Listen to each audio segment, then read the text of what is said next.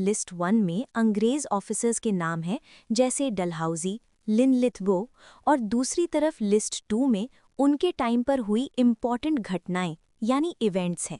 हमें सही जोड़ियां बनानी हैं। चलो, मैं तुम्हें एक एक करके इन सब की कहानी बताती हूँ ताकि तुम कभी भूलो नहीं। सबसे पहले डलहौजी को पकड़ते हैं क्योंकि इसकी कहानी सबसे फेमस है। लॉर्ड डलहौजी वही है जिसने डॉक्ट्रिन ऑफ लैप्स यानी हड़प नीति शुरू की थी। इसका सिंपल रूल था, अगर किसी राजा का अपना सगा बेटा नहीं है तो वो किसी और बच्चे को गोद नहीं ले सकता राजपाट के लिए। राजा के मरते ही उसका पूरा राज्य ब्रिटिश सरकार हड़प लेगी यानी कैप्चर कर लेगी। इस वजह से झांसी की रानी की लड़ाई हुई थी। तो सी का मैच होगा 1 के साथ।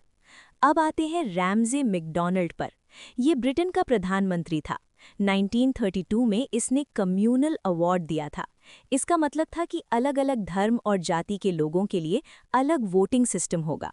गांधी जी इससे बहुत नाराज हुए थे क्योंकि उन्हें लगा कि अंग्रेज हमारे समाज को तोड़ रहे हैं, स्पेशली दलितों को अलग करके। तो ए का मैच होगा 2 के साथ। तीसरा है लॉर्ड चेल्म्सफर्ड। इसका नाम तुमने मॉन्टेग्यू चेल्म्सफर्ड रिफॉर्म्स में सुना होगा, जो 1919 में आई थे। ये वही रिफॉर्म्स हैं जिन्होंने इंडिया में डायार्की यानी दोहरा शासन लगाया था।